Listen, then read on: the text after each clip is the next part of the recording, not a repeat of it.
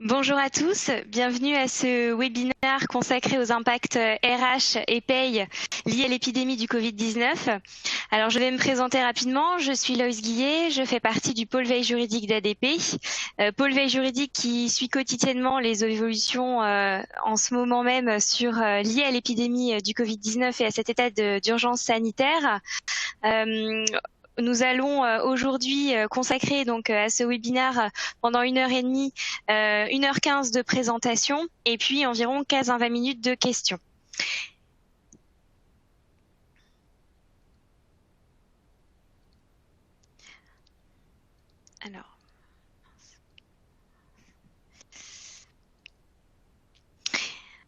Alors, au cours de cette présentation, nous allons voir différentes situations, 6 situations différentes très exactement, en fonction des différents cas rencontrés au sein de vos entreprises.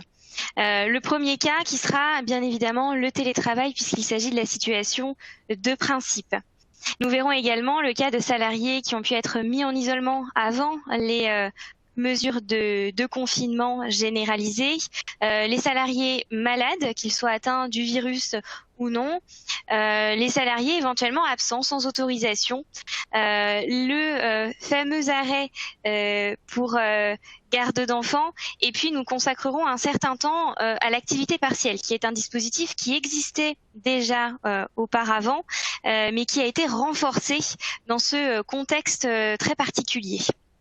Bien entendu, nous aborderons les conséquences de cette épidémie sur les reports de charges, puisque un certain nombre d'assouplissements a été pris par le gouvernement pour accompagner les entreprises, et le report de certaines réformes en cours, comme par exemple la réforme de l'assurance chômage qui devait entrer en vigueur ce 1er avril.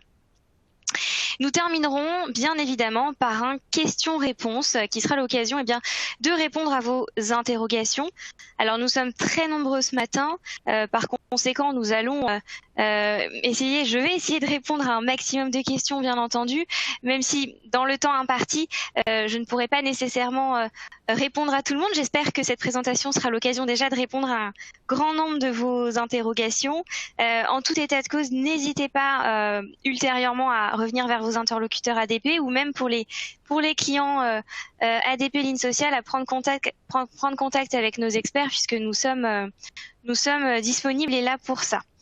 Je vous propose que l'on démarre directement avec une première information simplement pour reprendre les références et les liens utiles. En effet, je pense que depuis plusieurs semaines, vous avez pu constater que le gouvernement et l'administration adoptaient un certain nombre de textes. Les évolutions vont très vite. Donc vous avez à l'écran tous ces textes à jour de la date du 30 mars. Donc toutes les évolutions que nous allons voir ce matin sont effectivement celles en vigueur et à jour à la date du 30 mars.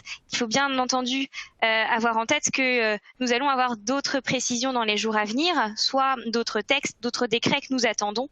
Je pense particulièrement à l'activité partielle par exemple, et puis d'autres précisions de l'administration en fonction aussi de l'évolution de cette crise sanitaire.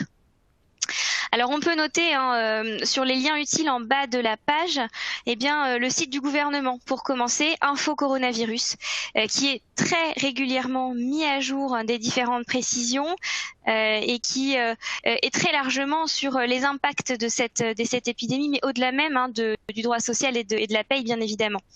Plus axé sur ce qui nous concerne, vous avez le site Net Entreprise pour l'aspect déclaratif qui est également mis à jour très régulièrement avec un certain nombre d'actualités, notamment sur le report de charges et les modalités de ces reports qu'on va aborder ce matin. Et puis le site de l'activité partielle, qui est le site qui permet de faire la demande d'autorisation préalable. On va revoir cette procédure. Et à ce titre-là, un document a été mis en ligne récemment, il y a quelques jours, sur le site donc travail-emploi.gouv. Et c'est un document qui reprend tout le dispositif de l'activité partielle renforcé avec les nouvelles dispositions applicables. Donc nous verrons aussi, bien entendu, les différents décrets qui ont été pris depuis fin janvier, notamment sur ces dérogations et assouplissements en matière d'IJSS, en matière d'indemnisation arrêt de travail selon le Code du travail, puisque notamment le délai de carence IJSS a été supprimé pour tous les arrêts. Nous verrons également que pour le maintien employeur, ce délai de carence a été également supprimé dans certains cas. Et puis, le 23 mars, nous avons eu cette loi d'urgence qui a été prise par le gouvernement pour acter cet état d'urgence sanitaire pendant au moins 2 mois et qui permet au gouvernement de prendre par ordonnance des mesures dérogatoires, notamment en matière de congés payés, de durée du travail et pour aménager et renforcer ce dispositif de l'activité partielle. Donc, vous avez vraiment tous ces documents et puis évidemment, le premier qui est indiqué tout en haut à gauche, le question-réponse du ministère du Travail, qui est également mis en ligne sur le site du ministère et à jour très régulièrement. Il date du 28 février pour la version initiale, mais la semaine dernière encore, il a été mis à jour. Alors, nous allons démarrer ce webinaire par donc aborder 6 situations différentes que vous pouvez rencontrer au sein de vos entreprises, à commencer par la situation du télétravail. Alors, s'agissant du télétravail, c'est effectivement la règle de principe depuis le passage de l'épidémie à la phase 3, puisque dorénavant, toutes les entreprises qui le peuvent doivent organiser le travail à domicile pour limiter au maximum les contacts entre les personnes et en respectant donc les règles de confinement qui ont été énoncées. Donc pour les entreprises qui le peuvent, c'est maintenant la règle de principe pour les postes qui le permettent, à savoir que bien évidemment pour les salariés qui sont concernés, il n'y a pas d'impact sur la rémunération. Le contrat persiste dans les mêmes conditions, simplement l'organisation est adaptée tenant compte que le salarié travaille à domicile. Pour les emplois qui ne sont pas éligibles au télétravail, alors bien entendu, ces personnes peuvent se rendre sur leur lieu de travail. Par contre, il y a un cadre très précis à respecter et notamment les règles de distanciation, les gestes barrières qui ont été mis en œuvre par le gouvernement. Donc, il faut limiter au strict nécessaire les réunions, limiter les regroupements des salariés dans des espaces réduits, annuler ou reporter les déplacements qui ne sont pas indispensables et adapter au maximum l'organisation du travail pour vraiment limiter les contacts. C'était le mot d'ordre. Pour ces personnes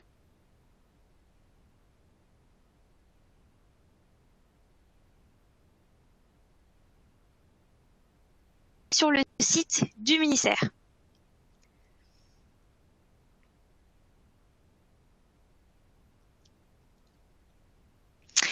Alors, c'est l'occasion de vous rappeler aujourd'hui quelques règles de principe sur le télétravail. Rappelons qu'il s'agit d'un dispositif facultatif de manière générale, en dehors de ce contexte de crise. Les employeurs peuvent décider de recourir au télétravail et de mettre en œuvre les modalités de recours au télétravail par un accord collectif ou une charte élaborée par l'employeur après avis des représentants du personnel. Ce n'est pas une obligation. Il est aussi possible pour le salarié et l'employeur de convenir par tout moyen du recours au télétravail, qu'il soit occasionnel ou régulier. Si toutefois il y a une charte ou un accord collectif, une ordonnance de 2017 a fixé un certain nombre de mentions obligatoires dans cet accord ou dans cette charte, notamment les conditions de passage au télétravail, par exemple les critères d'éligibilité, cela peut être des critères de responsabilité, d'autonomie, les salariés ou les postes effectivement visés par la possibilité de faire du télétravail. Les conditions de retour à une exécution normale sans télétravail, une exécution du travail sans télétravail, ou les modalités relatives à l'accord du salarié, les durées et plages horaires de télétravail, ou encore la prise en charge des coûts. Sur la prise en charge des coûts, effectivement, il n'y a pas en tant que tel d'obligation légale de prendre en charge les coûts liés au télétravail. Toutefois, cette ordonnance de 2017 dont je vous parlais prévoit que c'est une mention obligatoire dans l'accord ou la charte de prévoir les modalités de prise en charge de ces coûts. liées à l'exercice du travail à domicile. Dans ce contexte actuel de circonstances exceptionnelles liées à cet état d'urgence sanitaire, eh bien, il faut savoir que le Code du travail fixait déjà la possibilité pour l'employeur de recourir au télétravail sans formalisme dans le cadre de circonstances exceptionnelles et notamment de menaces épidémiques ou en cas de force majeure. Donc, c'est le cas actuellement dans le cadre de cet état d'urgence sanitaire lié à l'épidémie du Covid-19. Par conséquent, les entreprises peuvent évidemment, puisque c'est le mot d'ordre, recourir au télétravail et sans formalisme obligatoire. Alors bien entendu, même s'il n'y a pas de formalisme obligatoire, il est recommandé d'envoyer une note interne aux salariés simplement pour leur expliquer l'organisation du travail avec au regard du télétravail, fixer éventuellement les plages horaires de télétravail dans ce contexte actuel. Plus il y a de communication sur le sujet, et mieux c'est. Il ne faut pas oublier, on en dira quelques mots tout à l'heure, également, même si ce n'est pas une obligation, eh bien, il est recommandé d'informer les représentants aussi du personnel, puisque leur mandat subsiste dans les mêmes conditions qu'en dehors d'une telle crise sanitaire. La deuxième situation que nous avons identifiée concerne les salariés qui ont été mis en isolement avec un arrêt de travail de l'ARS, l'Agence régionale de santé, ou de la CPAM. Alors effectivement, c'était une situation qu'on a pu rencontrer déjà il y a quelques semaines pour des salariés qui ont été tout simplement, par exemple, en contact avec une personne malade atteinte du virus, par exemple dans des crèches, personnel hospitalier ou dans les EHPAD, ou une personne qui a séjourné dans une zone concernée par un foyer épidémique de ce virus. Et donc ces personnes ont pu être placées en quarantaine pour 14 jours minimum, avec impossibilité de se rendre sur leur lieu de travail ou d'assurer leur emploi si le télétravail était impossible. Et pour éviter que ces personnes ne soient pénalisées financièrement, eh bien elles ont pu se faire prescrire un arrêt de travail par un médecin habilité de la CPAM sur avis de l'ARS, sans être toutefois malade. Et cet arrêt de travail était octroyé pour minimum 14 jours, voire maximum 20 jours. Pour ne pas pénaliser ces personnes financièrement, eh bien, nous avons eu un décret, un des premiers décrets du 31 janvier qui a supprimé le délai de carence sur les IJSS versés pour ce type d'arrêt appelé arrêt confinement. Donc les IJSS sont versés sans carence, sans condition d'ouverture de droit. Condition d'ouverture de droit, on pense particulièrement à la durée de cotisation minimale. Au niveau de l'indemnisation de l'employeur, eh bien, le maintien de salaire versé par l'employeur légal a été, s'agissant de l'aspect légal, le délai de carence a également été supprimé. Tandis que pour l'application des dispositions conventionnelles, eh bien, c'est au choix des entreprises. Donc, c'est à votre choix de décider si le délai de carence conventionnel est supprimé ou non, sachant que le question-réponse du ministère du 28 février, dont on a parlé juste avant, prévoit quand même la possibilité, bien entendu, de supprimer ce délai de carence conventionnel pour uniformiser avec les règles prévues sur l'indemnisation prévues par le Code du travail.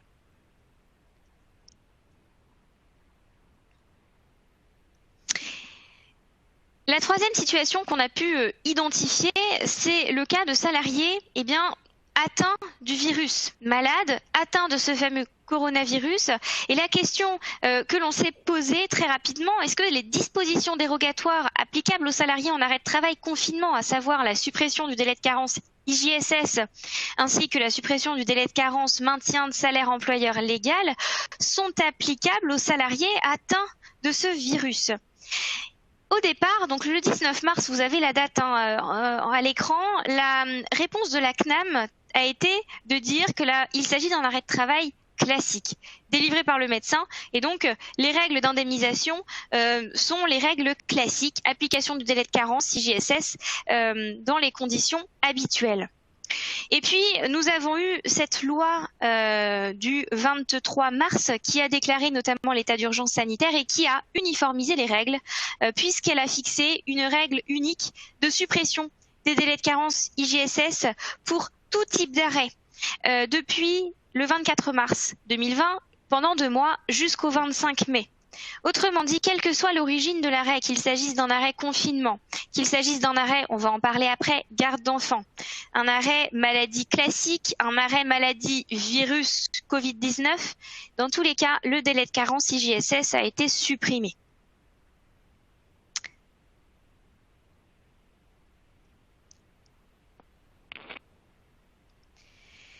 La quatrième situation qu'on peut identifier aujourd'hui, ce matin, c'est le cas de salariés parents d'un enfant dont l'établissement scolaire est fermé. Alors effectivement, depuis le 16 mars, tous les établissements scolaires, établissements d'accueil des enfants sont fermés. Initialement, le salarié qui était contraint de garder son enfant parce que l'enfant pouvait être lui-même malade du virus ou faisant l'objet d'une mesure de confinement, pouvait déjà bénéficier d'un arrêt de travail spécifique. Alors, sur avis de l'ARS, la procédure a été simplifiée lorsque les mesures de confinement ont été généralisées. Dorénavant, l'employeur doit aller faire directement la déclaration d'arrêt de travail sur le site Déclare Amélie que vous avez à l'écran. Il y a plusieurs conditions à remplir, bien entendu, pour bénéficier de cet arrêt. Déjà, une condition d'âge. L'enfant doit avoir moins de 16 ans au jour du début de l'arrêt. L'enfant doit être scolarisé ou accueilli dans un établissement fermé. Un seul parent ne peut bénéficier de cet arrêt. Donc il y a une attestation sur l'honneur à remplir et on peut par contre imaginer, l'arrêt étant octroyé pour une durée de 14 jours et renouvelable autant de fois que nécessaire, donc jusqu'à la réouverture des établissements, eh bien on peut imaginer que un parent prenne un arrêt pendant 14 jours et que l'autre parent prenne le relais les 14 jours suivants par exemple. Donc il y a une alternance possible, mais en tout état de cause, les deux parents ne peuvent pas bénéficier de cet arrêt en même temps. Et l'arrêt de travail doit être la seule solution possible. Donc c'est bien à l'employeur d'aller faire ce déclaratif directement sur le site Déclare Amélie.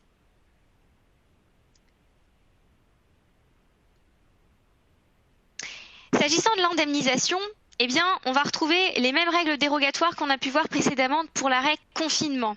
Les personnes qui bénéficient de cet arrêt garde d'enfants, eh bien, bénéficient du versement des IJSS sans délai de carence, sans condition d'ouverture de droit, et du maintien employeur si maintien légal en application du Code du travail également sans délai de carence, si maintien conventionnel, possibilité de le supprimer également, ce délai de carence.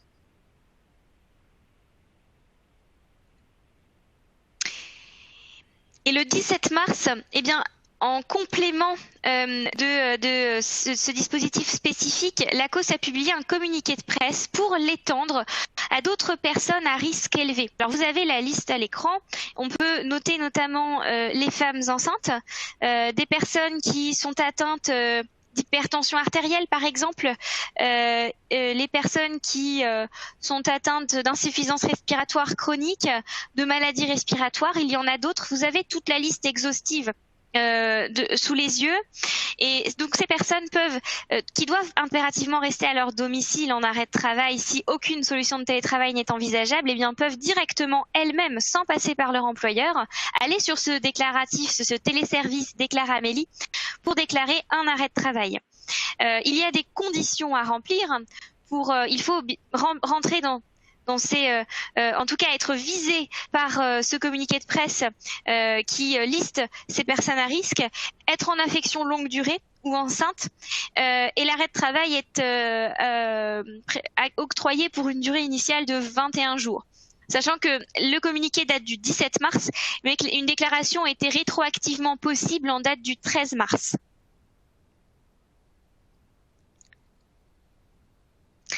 Alors, nous avons parlé des différents arrêts de travail possibles, arrêt de travail maladie, arrêt de travail confinement, arrêt garde d'enfants. On a évoqué les dérogations, notamment sur les conditions assouplies, suppression de délai de carence.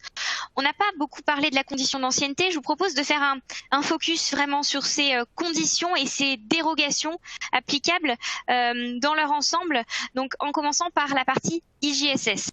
Pour la partie IJSS, on l'a vu, la loi du 23 mars a supprimé le délai de carence pour tous les arrêts, tout type d'arrêt, confinement, maladie, garde d'enfants, intervenus depuis le 24 mars et jusqu'au 25 mai. Donc ces IJSS sont versés sans carence et sans condition d'ouverture de droit. En ce qui concerne le maintien légal, les conditions sont encore un petit peu disparates. Il est possible que nous ayons une harmonisation dans les jours à venir.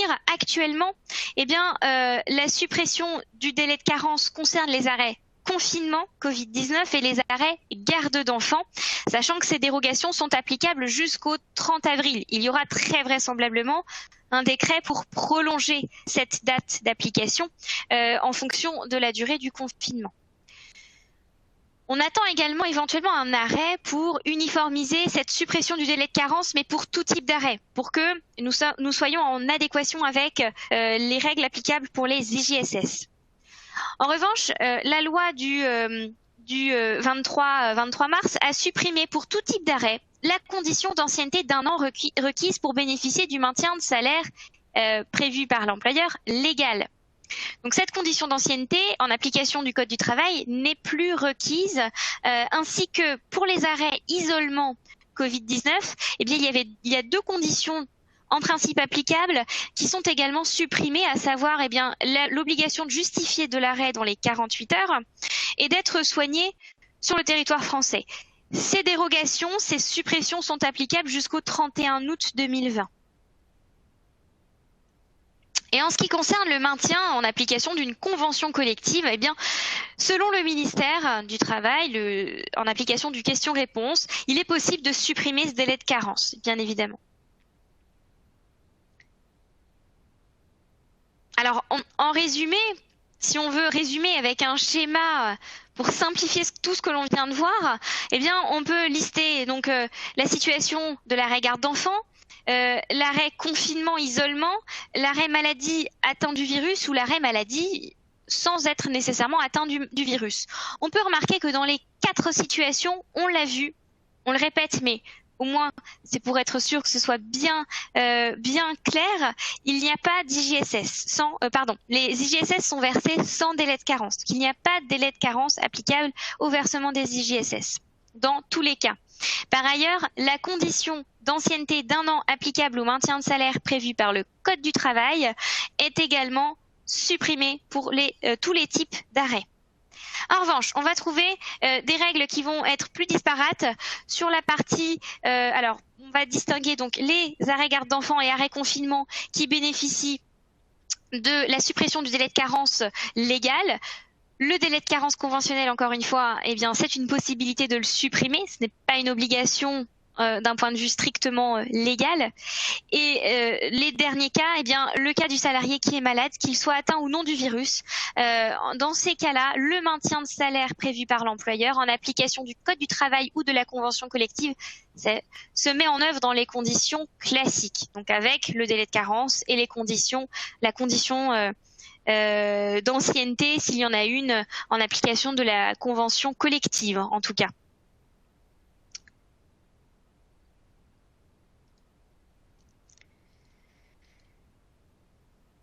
Alors, la 5e situation que nous avons identifiée, c'est le cas du salarié absent sans autorisation. C'est une période très particulière. Il y a des possibilités, effectivement, on va revoir ces cas avec des schémas notamment.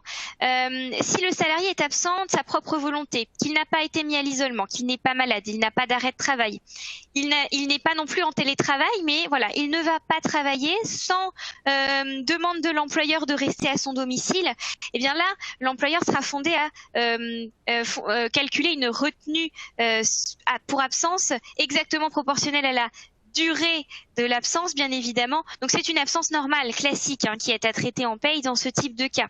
Alors le salarié peut décider de poser des congés payés ou des RTT, mais il doit bien évidemment en informer son employeur. Alors une des questions qui revient assez souvent et qui peut être d'ailleurs la raison pour laquelle un salarié pourrait être absent sans autorisation, c'est la question de l'utilisation du droit de retrait. Ce droit de retrait qui, selon le Code du travail, eh bien, peut être invoqué par les salariés en cas de danger grave et imminent pour la vie ou pour leur santé. Et dans ce type de situation, oui, il est possible d'exercer son droit de retrait. Toutefois, le gouvernement et les pouvoirs publics ont précisé que si l'employeur respecte bien les conditions sanitaires et les gestes barrières dans le cadre de cette épidémie, le droit de retrait ne serait pas nécessairement justifié. Alors, effectivement, dans ce type de cas, en tout état de cause, ce seront aux juges de trancher si le droit de retrait est effectivement justifié. En tout état de cause, d'après le question-réponse du ministère, vous pouvez retrouver ces informations notamment sur ce document. Eh bien, si l'employeur prend toutes les mesures et conditions sanitaires, gestes barrières, respect des règles de distanciation, eh bien, les salariés ne peuvent pas nécessairement exercer leur droit de retrait. C'est une question délicate, mais voilà, il nous semblait nécessaire d'en dire quelques mots ce matin.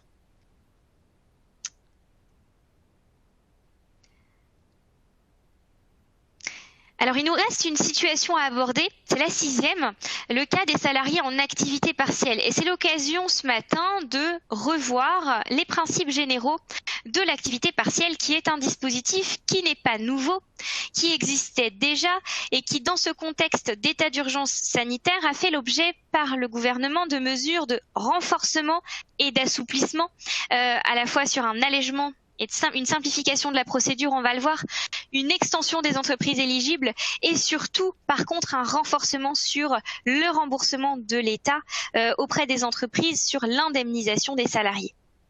Alors, l'activité partielle, elle permet aux employeurs, lorsqu'ils font face à des difficultés économiques, on va revoir les motifs de recours, et bien éventuellement de réduire temporairement leur durée horaire de travail, ou voire même de fermer temporairement. Il est possible aussi d'envisager une activité partielle par roulement, par service, par atelier, unité de production. C'est vraiment l'idée, c'est d'adapter le dispositif au cas par cas, déjà à la situation de l'entreprise, aux emplois et aux difficultés qui sont rencontrées par elle.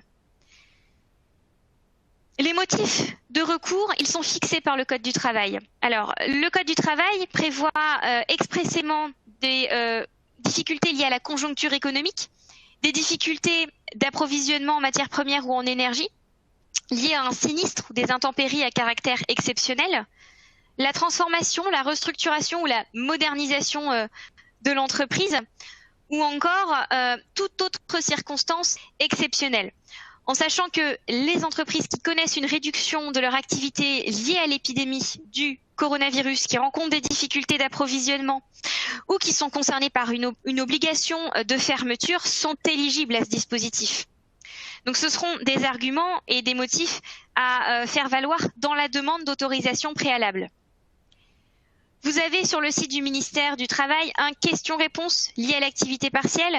Je vous renvoie également à la diapo que nous avons vue au tout début qui reprend les liens utiles, et vous avez un document qui est mis à jour très régulièrement des dernières évolutions sur ce dispositif de l'activité partielle. Donc n'hésitez pas également à les consulter. Quels sont les bénéficiaires de l'activité partielle? Au niveau des entreprises, il faut comprendre que les entreprises visées de manière générale sont les entreprises qui entretiennent des relations contractuelles avec leurs salariés qui dépendent des dispositions du Code du travail. Donc dispositions relatives à la durée du travail, les congés, etc. Vraiment, en tout cas, qui dépendent de la législation droit du travail. Il faut également comprendre que c'est un dispositif collectif. Cela signifie que tous les salariés qui ont un contrat de travail sont concernés, y compris les temps partiels et les apprentis. Alors, il y a des dispositions effectivement particulières, notamment pour les forfaits heures ou en jours sur l'année. Le décret du 26 mars a étendu le bénéfice de l'activité partielle aux salariés en forfait jour ou en forfait heure sur l'année, y compris en l'absence de fermeture totale de l'établissement. C'est une disposition complètement nouvelle, puisque dès lors que l'établissement était fermé complètement, les forfaits jours ou forfaits heures n'étaient pas éligibles jusqu'alors. Se pose la question de l'indemnisation. Dans ce cas, eh bien, comment sont indemnisés les salariés en forfait jour ou forfait heure, puisque leur rémunération n'est pas calculée selon un nombre d'heures. Alors on attend un décret à ce sujet qui devrait fixer effectivement les modalités de conversion des jours ou des demi-journées non travaillées, chômées en raison de l'activité partielle, conversion donc convertie en heures. On attend également un décret sur les modalités de calcul pour les VRP, les pigistes et les salariés rémunérés au cachet. S'agissant de l'ordonnance qui a été publiée le 27 mars, eh bien, cette ordonnance étend le dispositif aux entreprises qui s'assurent contre le risque chômage, ce qui vise eh bien, les salariés des entreprises inscrites au répertoire national des entreprises contrôlées majoritairement par l'État. Alors par exemple, c'est le cas de la RATP, Opéra de Paris. Les entreprises également des salariés, les salariés des entreprises des industries électriques et gazières. Les employés à domicile et les assistants maternels sont également concernés par ce dispositif d'activité partielle. De même que les salariés qui effectuent leur activité sur le territoire national d'une entreprise, plutôt sur le territoire français, mais qui sont employés par une entreprise étrangère sans établissement en France. À condition que cette entreprise soit effectivement s'acquitte des cotisations sociales françaises et également s'assure contre le risque chômage en France, eh bien, il est tout à fait possible pour ces salariés, de bénéficier de l'activité partielle.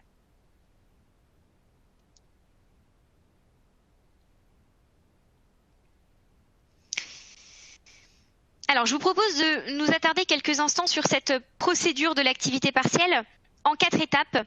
Alors, les 2 premières étapes ont été inversées dans cette circonstance exceptionnelle puisque, en principe, regardez l'étape 2, il faut consulter au préalable les représentants du personnel avant de faire la demande d'activité partielle.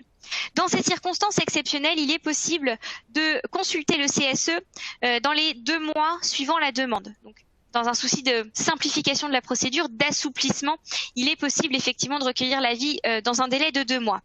Donc c'est pourquoi en numéro 1, nous avons mis d'abord la formulation de la demande d'autorisation préalable. Cette formulation de demande d'autorisation préalable peut se faire dans un délai de 30 jours à compter du placement en activité partielle. Là encore, le gouvernement a souhaité simplifier la procédure en appliquant ce délai de 30 jours qui est prévu déjà par le Code du travail en cas de recours à l'activité partielle pour sinistre ou intempérie, donc en cas de circonstances exceptionnelles. Cette demande, elle doit se faire sur le site activitépartielle.emploi.gouv.fr et dans cette demande, il faut préciser notamment les motifs de recours à l'activité partielle, la période prévisible de sous-activité, le nombre de salariés concernés. La réglementation applicable, je dirais en dehors de ce contexte de crise sanitaire, normalement prévoit que l'administration dispose d'un délai de 15 jours pour instruire les dossiers. Dans le contexte actuel, dans un souci pour répondre aussi au bouleversement lié à cette épidémie, à l'état d'urgence sanitaire, les directs ont 48 heures pour instruire les dossiers et en l'absence de réponse dans ce délai, le silence vaut acceptation. Donc c'est un délai dérogatoire qui est applicable jusqu'au 31 décembre. Une fois la demande validée, il faut savoir qu'elle est opposable au salarié. Donc un salarié ne peut pas refuser d'être placé en activité partielle. Et l'employeur doit procéder à une demande d'indemnisation tous les mois. Donc la demande d'autorisation, elle se fait une fois au début et la demande d'indemnisation, elle se fait mensuellement puisque chaque mois, il faudra renseigner le nombre d'heures réellement chômées en application, du fait de cette mise en activité partielle. Et ensuite, il y a une mise en paiement faite par l'ASP, l'Agence de services et paiements. L'autorisation d'activité partielle, elle est normalement accordée pour 6 mois. Dans le contexte actuel, là encore, un renforcement du dispositif peut être observé puisque la durée maximale a été augmentée à 12 mois. En sachant qu'il y a un nombre d'heures indemnisable maximum de 1000 heures par an par salarié. Et là encore, d'après les informations que nous avons eues, la DGEFP, à l'occasion d'une réunion qui s'est déroulée le 27 mars, nous allons avoir un décret qui va relever ce plafond maximal d'heures à 1607 heures, tout simplement pour tenir compte du fait que la durée maximale a été augmentée de 6 à 12 mois. Alors, je vous propose maintenant d'aborder la question de l'indemnisation de cette activité partielle. L'indemnisation de l'activité partielle, eh bien, elle se fait de la manière suivante. L'entreprise doit verser eh bien, une indemnité d'activité partielle qui correspond à 70% de la rémunération annuelle net, alors brut environ 84%, c'est 70% de la rémunération annuelle brute et environ 84% du net. Pour les salariés rémunérés au SMIC, eh bien, il y a un éventuel complément RMM puisque les salariés rémunérés au SMIC doivent effectivement percevoir à minima le SMIC. Ce complément RMM, quelques mots, il s'agit de la rémunération mensuelle nette minimale. Et ce complément RMM permet effectivement de garantir la rémunération correspondant au SMIC net pour les salariés rémunérés au SMIC. Ce complément RMM, il est calculé en prenant le SMIC mensuel, donc 151,67 € multiplié par 10,15 €, le SMIC horaire, ce qui nous donne 1539,45 €, il me semble, et que l'on va ensuite, auquel on va déduire les cotisations sociales obligatoires. Alors pour l'année 2020, on va prendre un taux de 20,84% pour les cotisations sociales obligatoires, et ce qui nous donne environ 1218 € de rémunération RMM, rémunération mensuelle minimale. Et c'est ce montant-là qui permet de garantir aux salariés rémunérés au SMIC le paiement eh bien, du SMIC même en activité partielle. Cette RMM, elle est applicable aux salariés à temps partiel en application de l'ordonnance du 27 mars qui a ouvert effectivement le bénéfice de la RMM également à ces salariés en activité partielle. Alors a priori, les salariés en activité partielle bénéficieront donc du même plancher, taux horaire d'indemnisation plancher qui est de 8,03 € que nous allons aborder, voir juste après, en application eh bien, de cette nouveauté et de ce renforcement.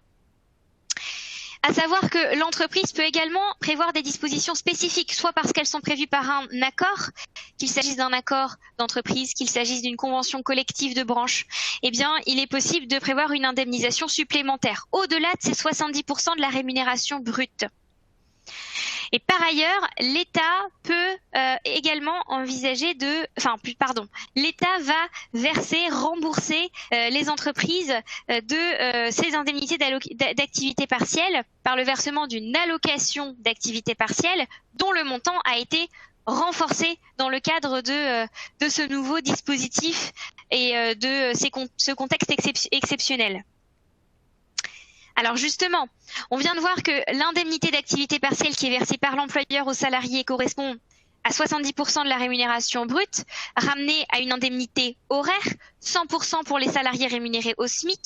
Le taux horaire minimal, c'est bien 8,03 € et c'est le montant que percevra l'employeur, qui sera remboursé par l'État à l'employeur pour chaque heure non travaillée du fait de l'activité partielle.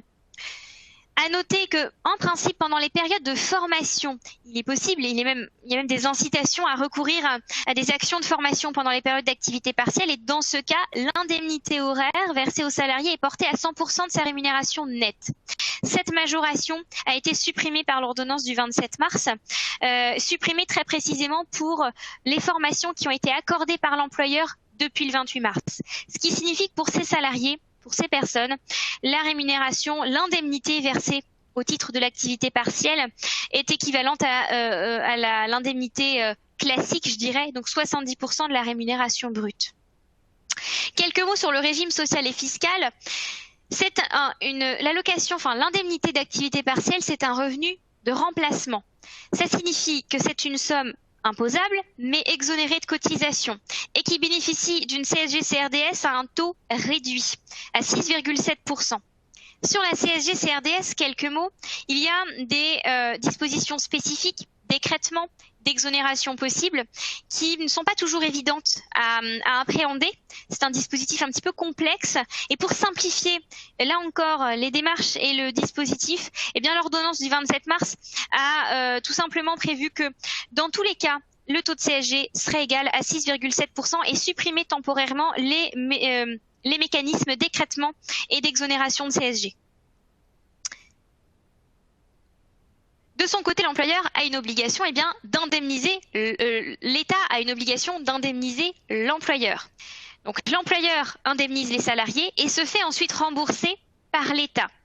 Ce versement se fait mensuellement par l'ASP pour le compte de l'État et l'UNEDIC et en dehors de ce contexte exceptionnel, eh bien, prend la forme d'une allocation forfaitaire. Autrement dit, le montant était le même, quelles que soient les rémunérations versées aux salariés. Donc pour les entreprises de jusqu'à 250 salariés, c'était une indemnité horaire de 7,74 € par heure chômée. Et pour les entreprises au-delà de 250 salariés, 7,23 € par heure chômée. Le décret du 26 mars a prévu pour toutes les entreprises eh bien, le versement d'un remboursement correspondant à 70% de la rémunération horaire brute dans la limite de 4,5 fois le SMIC. Autrement dit, l'État va rembourser intégralement les entreprises des indemnités d'activité partielle dans la limite de 4,5 fois le SMIC. 4,5 fois le SMIC, c'est un petit peu moins de 7 000 €, 6 927 il me semble de mémoire brute. Toujours sur ce calcul de l'indemnisation, quelques mots sur le taux d'absence, le taux d'indemnisation. On rentre dans les calculs plus spécifiques, mais il faut noter que le salaire de référence à prendre en compte pour le calcul de ces 70% de la rémunération brute correspond à la rémunération qui sert de base au calcul de l'indemnité congé payé sur la base du maintien de salaire et non pas du dixième. Donc le maintien de salaire, pour rappel, c'est le salaire qu'aurait perçu le salarié s'il n'avait pas été en congé. Donc ici, il faut intégrer les éléments qu'il aurait effectivement perçus, prendre vraiment la rémunération du maintien, ramener à un montant horaire. C'est ce qui va nous servir de base. Il faut calculer également une absence activité partielle. Et cette absence, cette retenue, elle doit être exactement proportionnelle à la durée de l'absence. C'est la méthode de la durée réelle qui a été la seule reconnue par la jurisprudence de 82. Une autre méthode est possible, mais elle ne doit pas être moins favorable. Ensuite, une fois que nous avons notre salaire de base, on a calculé l'absence, on va calculer le taux horaire d'indemnisation. Ce taux horaire, il est calculé par référence à la durée légale, conventionnelle ou contractuelle de travail, et éventuellement, le cas échéant, en ajoutant les heures supplémentaires, heures complémentaires, pour que le taux horaire soit effectivement juste. Ces heures indemnisables, il faut bien noter, en revanche, qu'elles sont indemnisables dans la limite de la durée légale de travail, ou conventionnelle ou contractuelle si elle est inférieure. Autrement dit, si un salarié a des heures, par exemple, structurelles, donc des heures supplémentaires prévues par son contrat, dans son horaire contractuel, ces heures ne seront pas indemnisées. L'indemnisation sera limitée à la durée légale de travail. La nouveauté introduite par l'ordonnance du 27 mars, c'est la prise en compte des heures d'équivalence. Ces heures d'équivalence augmentent le seuil de la durée légale à la durée d'équivalence qui devient équivalente à la durée légale pour certains secteurs d'activité, certains profils, par exemple je pense au personnel roulant. Et ces heures d'équivalence sont donc prises en compte dans les heures indemnisables, ce qui est une nouveauté introduite par ce dispositif exceptionnel. Je vous propose deux exemples rapidement, mais pour appliquer concrètement ce que l'on vient de voir. Un salarié qui perçoit 2 000 € brut pour 35 heures par semaine, eh bien, il est en activité partielle tout le mois de mars. On va calculer son taux d'absence par rapport à la durée réelle et on va calculer ensuite son taux horaire en prenant la rémunération divisée par l'horaire moyen de travail, donc correspondant à la durée légale, ce qui nous donne les 13,19 € et que l'on va multiplier par 70%. Et 9,23 € ici, ça correspond au taux horaire d'indemnisation d'activité partielle. Et pour calculer l'allocation d'activité partielle versée à ce salarié, on va multiplier ce taux horaire par la durée applicable, la durée du travail applicable pour ce salarié, donc c'est la durée légale. Si on prend un autre exemple d'un salarié qui perçoit 2 800 € brut pour 39 heures par semaine, qui est en activité partielle tout le mois de mars, pour calculer le taux d'absence, on va bien prendre 2 800 € divisé par non pas 154 mais 169 heures pour avoir effectivement le taux d'absence proportionnel à la durée de l'absence exactement, donc en fonction de son horaire de travail. Et le taux horaire, eh bien, de la même manière, on va prendre 2 800 € divisé par 169, tenant compte donc de ces HS structurel pour que le taux horaire soit juste, que l'on va multiplier par 70%. Et en revanche, j'attire votre attention sur le calcul de l'allocation. Une fois que nous avons notre taux horaire de 11,60 €, on va le multiplier par 151,67, donc la durée légale de travail et non pas 169 puisque les heures indemnisables le sont dans la limite de la durée légale. C'est une application concrète de ce principe.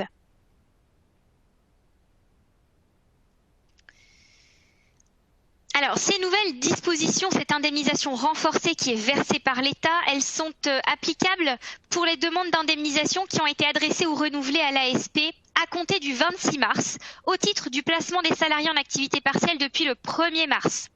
Rappelez-vous la procédure que nous avons vue au début, demande d'autorisation préalable, et enfin, à la toute fin, demande d'indemnisation mensuelle. On vise bien ici les demandes d'indemnisation qui ont été effectuées depuis le 26 mars au titre du placement en activité partielle depuis le 1er mars.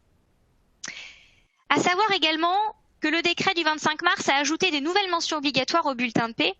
Alors vous les avez à l'écran, il s'agit du nombre d'heures indemnisées, du taux applicable pour le calcul de l'indemnité d'activité partielle qui est versée aux salariés et des sommes versées au titre de la période considérée.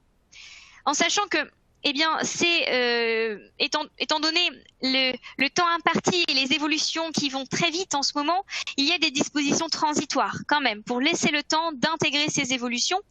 Pendant 12 mois, jusqu'au 26 mars 2021, les entreprises peuvent tout à fait continuer d'appliquer les dispositions antérieures. Concrètement, continuer de remettre un document annexe sans modification des mentions obligatoires du bulletin. Donc ça, c'est important de le noter. Oui, il y a une modification des mentions obligatoires, mais on peut continuer de remettre un document annexe comme avant pendant encore 12 mois. Alors, on ne pouvait pas parler de l'activité partielle sans rappeler les conséquences. Rappelons que les périodes d'activité partielle sont intégralement prises en compte pour l'acquisition des congés, pour le calcul de la participation et de l'intéressement.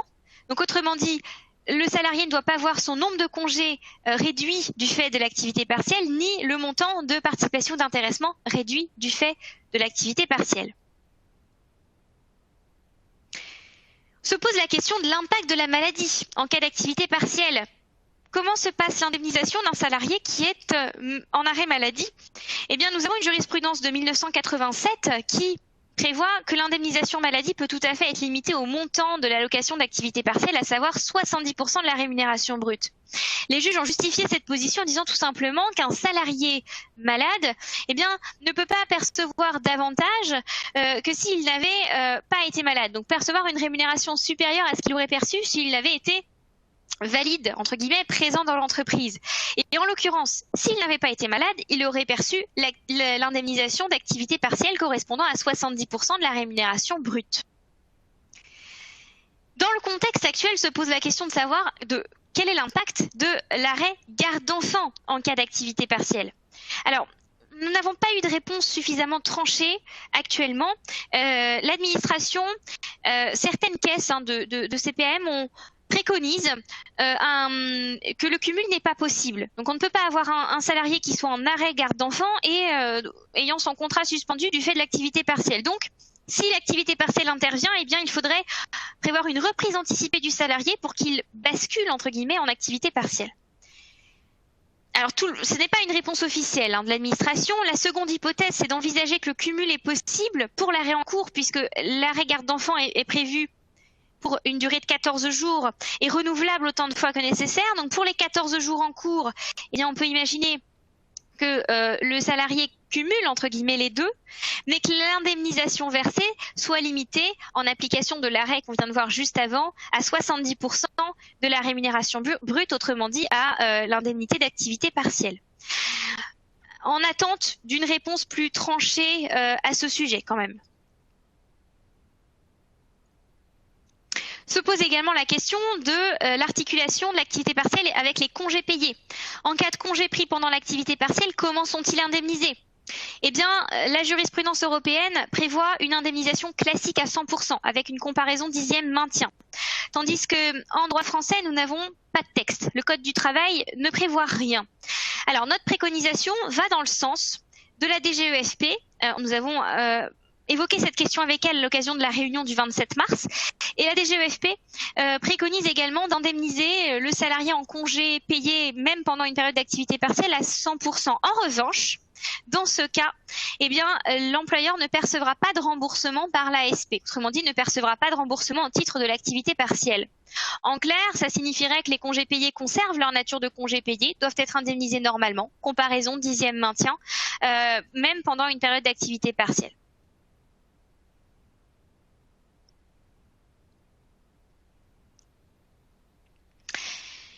D'autres mesures ont été prises, d'autres mesures d'assouplissement sur l'activité partielle, notamment pour les contrats d'apprentissage et contrats de professionnalisation, puisque l'indemnité horaire d'activité partielle pour ces salariés doit être égale au pourcentage du SMIC applicable en application du Code du travail, donc des dispositions du Code du travail.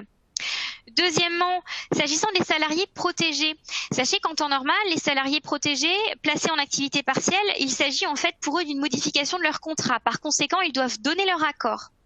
Dans le contexte actuel, l'ordonnance du 27 mars a supprimé l'obligation de recueillir l'accord du salarié protégé pour le placer en activité partielle.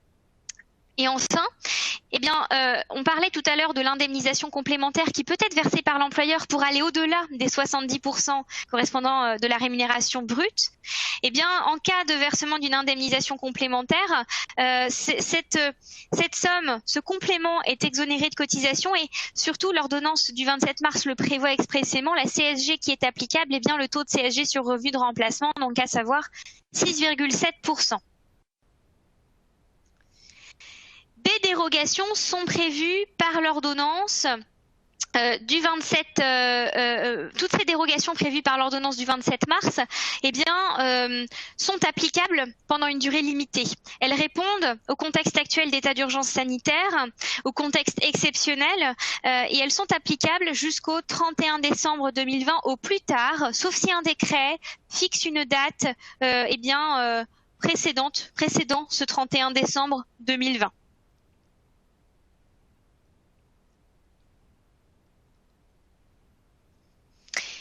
Voyons maintenant les assouplissements prévus par l'ordonnance du 25 mars sur les congés payés. En matière de congés payés, les règles sont normalement d'ordre public. Pour modifier la prise des congés, il y a un délai de prévenance à respecter légalement qui est de 1 mois. L'ordonnance du 25 mars a permis d'assouplir les dispositions pour permettre aux employeurs éventuellement d'imposer la prise de congés payés acquis ou de modifier des périodes de congés déjà posées. Pour cela, il faut absolument avoir un accord collectif sur la prise des congés. Sans accord collectif, ces dispositions ne seront pas applicables.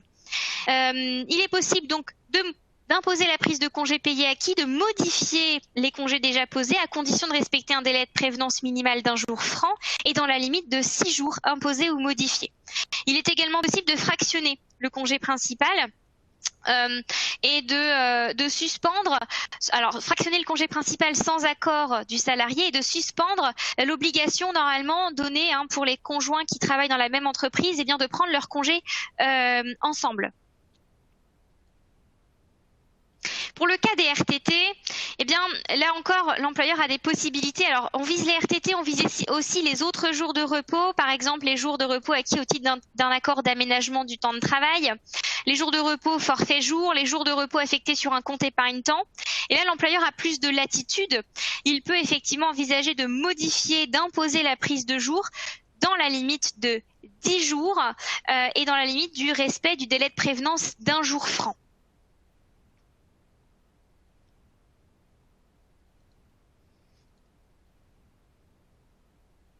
Donc ces modifications, ces dérogations sont applicables pour les périodes de prise des congés modifiés ou imposés jusqu'au 31 décembre 2020.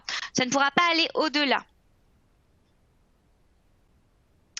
De la même manière, cette ordonnance a également prévu des assouplissements en matière de durée du travail et notamment des dérogations aux durées maximales dans certains secteurs nécessaires à la sécurité de la nation et à la continuité de la vie économique et sociale. Ces secteurs seront définis par un décret qui devrait paraître dans les prochains jours. Ces dérogations sont les suivantes. Jusqu'à 12 heures de travail par jour au lieu de 10 heures, 60 heures par semaine au lieu de 48 heures, 48 heures par semaine sur une période de 12 semaines consécutives au lieu de 44 heures, et déroger aussi à la durée de repos de 11 heures en principe, dans la limite de 9 heures consécutives, à condition d'octroyer un repos compensateur équivalent à la durée du repos manquant.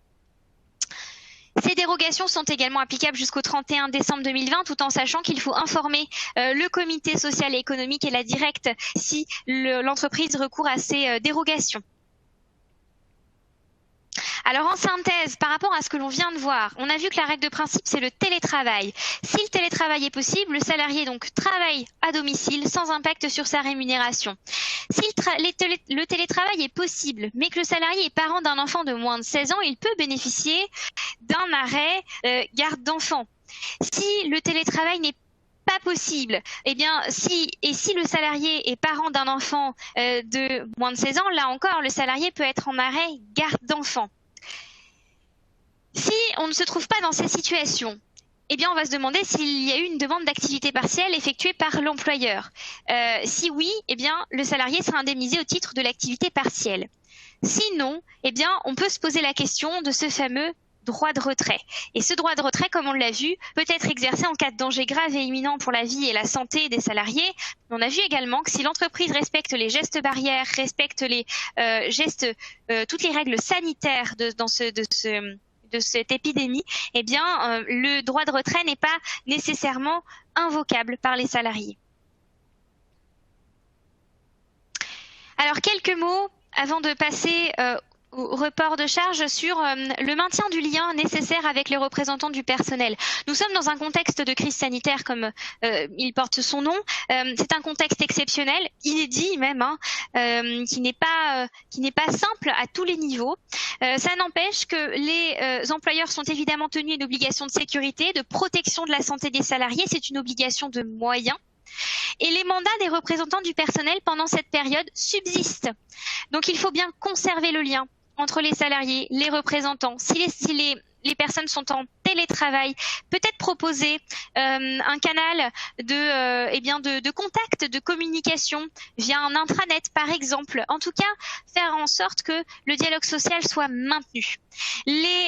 L'entreprise doit d'ailleurs mettre à jour le document unique d'évaluation des risques, en cas notamment de plan de continuité pour anticiper les risques liés à l'épidémie. Traiter les risques nouveaux générés par le fonctionnement dégradé de l'entreprise, par exemple si l'entreprise est en télétravail. Les règles d'information de consultation du CSE sont, même si elles sont aménagées pour les entreprises de plus de 50 salariés, de manière générale, il faut retenir que le CSE doit être consulté pour toutes les questions qui a trait à l'organisation, la gestion et la marche générale de l'entreprise. Donc, en cas de modification importante du travail, mise en œuvre de l'activité partielle. Alors, même si pour le télétravail, on l'a vu, il n'y a pas de formalisme obligatoire dans le contexte actuel, circonstances exceptionnelles, il est recommandé d'informer les salariés et les représentants. Et dans le contexte pandémique, bien sûr, les réunions peuvent être maintenues avec le CSE, mais il faut favoriser le recours à la visioconférence. Il va y avoir un décret très prochainement à ce sujet pour peut-être approfondir cette question de la visioconférence, sachant que deux membres du comité peuvent tout à fait faire une demande motivée de réunion si le sujet concerne la santé, la sécurité ou les conditions de travail. Et puis, de manière générale, le CSE peut prévoir d'autres actions dans ce contexte d'aide, par exemple, pour la garde d'enfants, des prestations sociales, tout ce qui a trait aux activités sociales et culturelles. Il faut comprendre que le lien est maintenu. Alors, quelques mots sur les possibilités de report de paiement pour les entreprises. Effectivement, dans un souci de simplification et d'accompagnement et de soutien pour les entreprises, eh bien, le gouvernement a prévu un certain nombre, et l'administration ont prévu un certain nombre de mesures permettant le report des charges sociales, à commencer effectivement par ces charges URSSAF, puisque le site des URSSAF, le site de Net Entreprise et le site également de DSN Info, vous les avez en lien utile en bas de la page, eh bien, ont été mis à jour, ont publié des actualités sur ce sujet à la suite des différentes annonces du gouvernement permettant effectivement aux entreprises de demander un report. Alors, quelles sont les communications qui ont été faites? Il est possible de faire reporter le paiement des charges URSSAF patronales et salariales. Alors, c'était sur la paye de février DSN de mars. On va voir que c'est reporté également sur la paye de mars DSN d'avril, en tout cas pour les échéances au 5 mars. Nous attendons actuellement les directives pour les échéances au 15 avril. il y avait plusieurs situations. Si la DSN de février, au moment des annonces, n'avait pas été déposée, il était possible de la déposer jusqu'au lundi 16 mars, inclus en modulant éventuellement le paiement CEPA au sein de la DSN. Si la DSN avait déjà été déposée, il était soit possible de déposer une DSN annulaire en place jusqu'au dimanche 15 mars avec modification du paiement URSSAF. Et pour les échéances au 15 mars, il était possible de la déposer jusqu'au jeudi 19 mars midi, en modifiant le paiement URSSAF selon les instructions sur le site télépaiement service URSSAF. Et pour les entreprises qui règlent leurs cotisations hors DSN, il était possible d'adapter le montant du virement bancaire. De manière générale, il était possible de mettre le montant à 0, de moduler le montant correspondant à une fraction du montant initialement dû, ou alors de payer normalement. C'était aussi possible. Et ces reports ont également été prévus pour l'échéance du 5 avril. La COS a communiqué ainsi que le GIP le 23 mars et le 27, alors c'était le 25 mars et le 27 mars, sur cette faculté de report et de modulation dans les mêmes conditions. Donc sur les échéances au 5 avril, avec un dépôt au plus tard le 5 avril à 23h59 ou éventuellement le 6 avril à midi. Donc vous avez toutes les informations sur les liens utiles que vous avez en bas de la diapo. Au niveau des cotisations retraite, eh bien dans la continuité de l'URSSAF, les caisses de retraite ont également communiqué sur la faculté de reporter le paiement des charges pour la retraite complémentaire. Alors sur la DSN de février, si elle n'avait pas été déposée au moment de l'annonce, il était possible de la déposer en adaptant le montant du paiement des cotisations entre 0 et le montant réellement dû. Si la DSN avait été déposée, il y avait soit le paiement CEPA était positionné et l'entreprise pouvait le reporter, il fallait contacter la caisse au plus tard le 19 mars pour même demander son annulation, ou si l'entreprise souhaitait le modifier, elle pouvait procéder au télépaiement via Cotizen et modifier à la baisse le montant.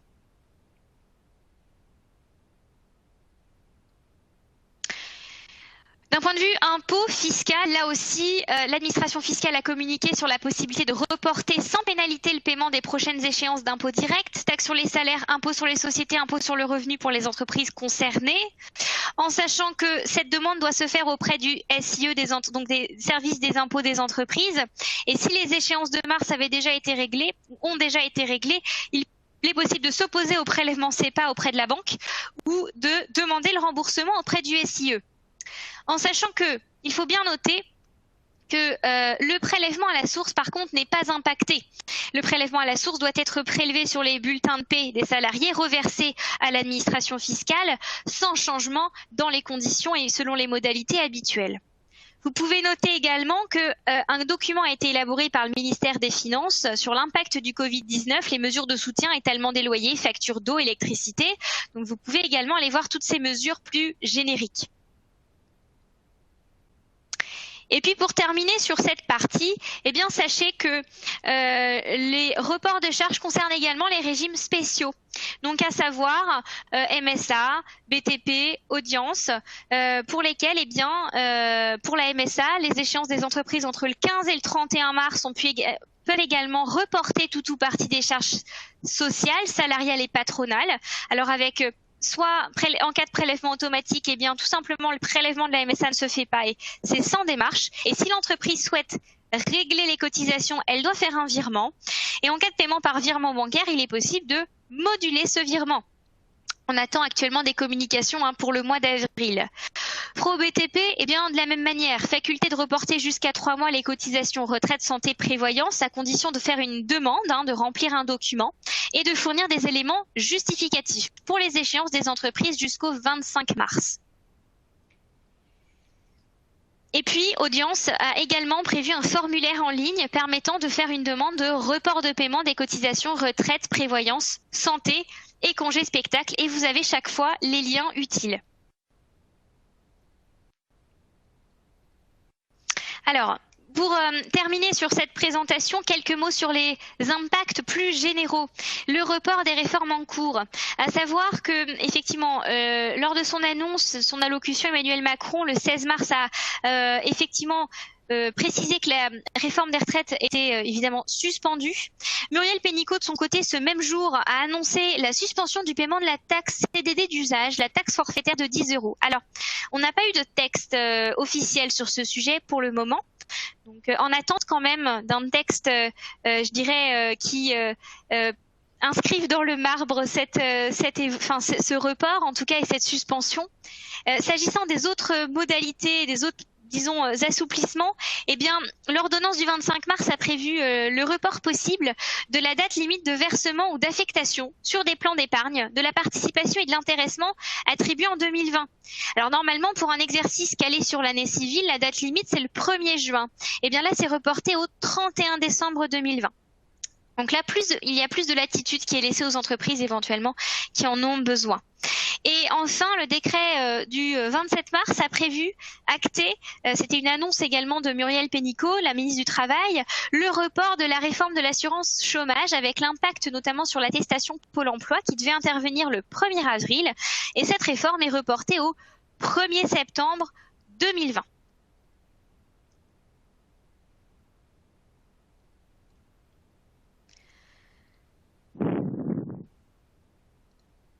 Alors, j'en ai terminé avec cette partie présentation de ce webinaire. Je vous propose que nous passions maintenant aux questions-réponses.